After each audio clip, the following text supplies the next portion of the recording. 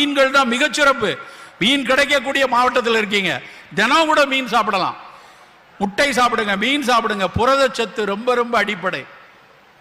அத்தனை நோய்க்குமான எதிர்ப்பாற்றல் புரதங்கள்ல இருந்தா வருது. அப்ப அந்த புரதங்கள்ல அமினோ ஆசிட்ஸ் சொல்லக்கூடிய விஷயங்கள்ல மிக சிறப்பான புரதங்கள் எல்லாம் மீன்கள்ல இருக்கு. புத்திசாலித்தனத்துக்குரிய விஷயம் மீன்கள்ல இருக்கு.